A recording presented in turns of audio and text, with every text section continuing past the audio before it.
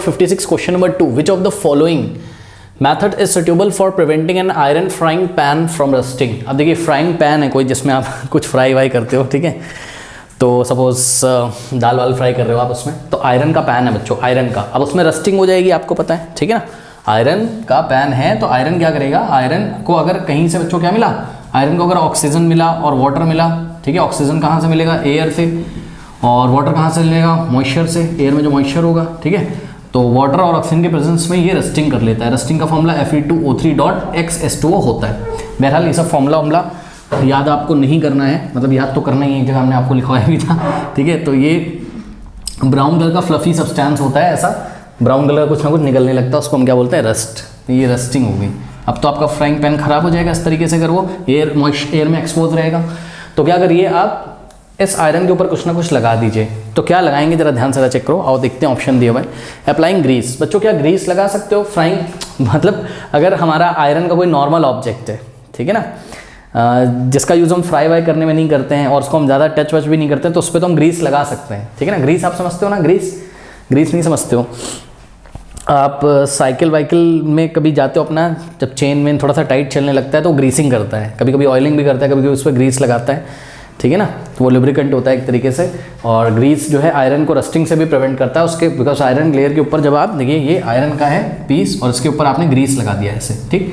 तो ग्रीस क्या करेगा, ये ग्रीस के जो पार्टिकल्स हैं ये ऑक्सीजन और वाटर के पार्टिकल्स को आयरन के कॉन्टेक्ट में डायरेक्ट नहीं आने देंगे, सही है, तो रस्टिंग नहीं होगी। बट बच्चों प्रॉब्लम ये है कि ग्रीस अगर आप लगा दोगे तो फ्राई पैन है भैया, ये जाके आप गर्म करोगे उसको, मेल्ट हो जाएगा ग्रीस का मेल्टिंग पॉइंट बहुत कम होता है, ठीक है ना, मेल्ट हो जाएगा तो आपके खाने में चला जाएगा, जो कि टॉक्सिक होगा, जहरीला होगा आपके लिए, ठीक है ना। तो ग्रीस तो अप्लाई कर नहीं सकते हो। उसके बाद पेंट भी नहीं अप्लाई कर सकते हो आप, है ना। कोई पेंटेड चीज़ हो, देखिए आप कोई पेंटेड ऑब्जेक्ट हो आयरन का, उसको ले आके गैस पे आप गैस के बर्नर पे गर्म करिए, मेल्ट हो जाएगा पेंट भी, तो इतना तो कॉमन सेंस है, पेंट भी यूज़ नहीं कर सकते हो। Applying a coating of zinc, बच्चों क्या जिंक का हम कोटिंग यूज़ कर सकते हैं।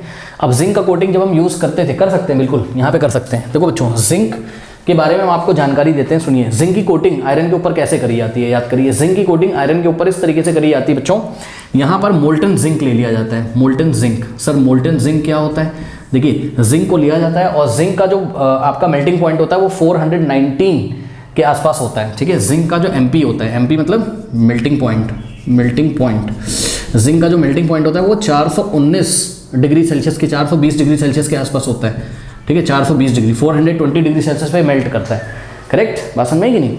ओके, तो मोल्टन जिंक ले लो आप। जिंक को लिया, बहुत हाई टेम्परेचर पे पहले गर्म कर दिया, ठीक है। अब जब इसको जिंक को बहुत हाई टेम्परेचर पे गर्म कर दिया तो बच्चों ये मेल्ट हो जाएगा, चेक करो, जिंक के मेटालिक बॉन्ड टूट जाएंगे, मोल्टन स्टेट में आ जाएगा, लिक्विड स्टेट में आ जाएगा। तो ये देखिए कंटेनर है हमारे पास, इसमें जिंक भरा हुआ है, ये देखिए जिंक लिक्विड के फॉर्म में आ गया। जिंक को बहुत गर्म करोगे तो वो लिक्विड फॉर्म में आ ही जाएगा, मोल्टन स्टेट में, लिक्विड फॉर्म, या फिर आप क्या बोल सकते हो उसको, मोल्टन जिंक। अब क्या करना है बच्चों, इसमें आयरन का ऑब्जेक्ट लीजिए, ये आयरन का ऑब्जेक्ट लिया, फ्राई पैन है सपोज, वैसे तो ये सीडी, फ्राई पैन उठाइए, इसमें ऐसा डाल दिया, फ्राई पैन डाल के और इसको निकाल लिया। अब क्या होगा, आयरन के ऊपर एक जिंक का लेयर आ जाएगा, इसको ठंडा होने के लिए छोड़ दीजिए रूम टेम्परेचर पे।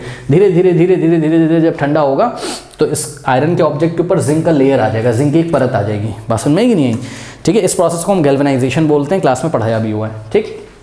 चलो अब एक बात बताओ बच्चों, ये रहा आयरन का ऑब्जेक्ट और आयरन के ऑब्जेक्ट के ऊपर क्या आ गई, जिंक की एक पतली सी लेयर आ गई, सही है। अब जब बच्चों ये एयर में एक्सपोज रहेगा, ये फ्राई पैन है आपका, ठीक है, ये एयर में एक्सपोज रहेगा तो एयर से जो ऑक्सीजन आएगी या एयर से जो वाटर आएगा, करेक्ट, तो वो किससे कांटेक्ट करेंगे, जिंक से, क्योंकि ऊपर तो जिंक के एटम्स है ना, आयरन के एटम्स तो अंदर है कवर, तो जिंक के एटम से रिएक्शन करेगा ये ऑक्सीजन और जिंक के ऑक्साइड बनाएगा, ठीक है। जिंक के ऑक्साइड का लेयर आ जाएगा ऊपर, और जिंक के ऑक्साइड का जब ऊपर लेयर आ जाएगा तो फर्दर जिंक जो अंदर बचा हुआ जिंक उसको भी सुरक्षित करेगा, और आयरन के एटम तक तो कोई पहुंच ही नहीं सकता, यानी कि ना तो वाटर के पार्टिकल पहुंच सकते हैं ना तो ऑक्सीजन के। इस तरीके से आयरन आपका यहाँ पर सुरक्षित रहेगा और उसमें कभी भी जंग नहीं लगेगा, बात समझ में ही नहीं, ठीक है, ये चीज़ है। और एक और फायदा है, देखो मैंने आपको बताया कि जिंक का जो मेल्टिंग पॉइंट है 420 डिग्री सेल्सियस के आसपास होता है, 419 डिग्री सेल्सियस के आसपास, ठीक है। तो जब आप खाना बनाओगे, ठीक है, आपका वाटर कितने डिग्री सेल्सियस पे बॉईल होता है, 100 डिग्री सेल्सियस पे बॉईल होता है, ठीक है। तो खाना आप कितने पे बना लोगे भाई, 150, 200, 300 डिग्री सेल्सियस पे, 400 डिग्री सेल्सियस पे खाना थोड़ी ना बनाओगे,